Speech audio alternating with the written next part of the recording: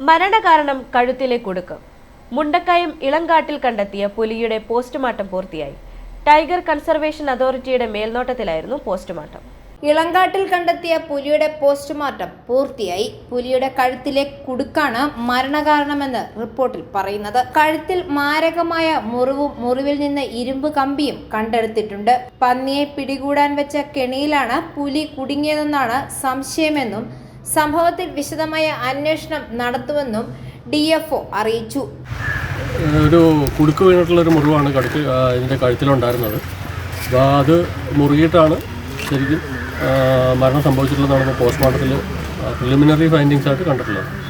ഈ കഴുത്തിൽ എന്തെങ്കിലും ഇരുമ്പ് കഷ്ണങ്ങൾ കണ്ടെത്താൻ കഴിഞ്ഞിട്ടുണ്ടോ? കഴുത്തിൽ കുടുക്കിൻ്റെ ഒരു പാർട്ട്, അത് കുടുക്ക് മുറുകിയതിൻ്റെ ഒരു കമ്പിയുടെ കേബിളിൻ്റെ കഷ്ണം നമ്മൾ കണ്ടെത്തിയിട്ടുണ്ട്.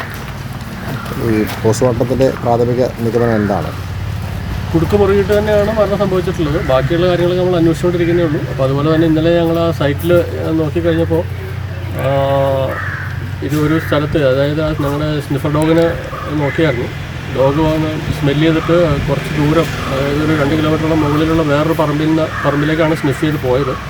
അവിടുന്ന് ഈ പുലി ഇത് കഴുത്തിൽ കുടുക്ക് മുറിയിട്ടായിരിക്കണം അത് വന്ന പാത്തിൽ ബ്ലഡും അതുപോലുള്ള കാര്യങ്ങളുണ്ടായിരുന്നു. ടൈഗർ കൺസർവേഷൻ അതോറിറ്റിയുടെ മേൽനോട്ടത്തിലായിരുന്നു പോസ്റ്റ്മോർട്ടം നടന്നത്.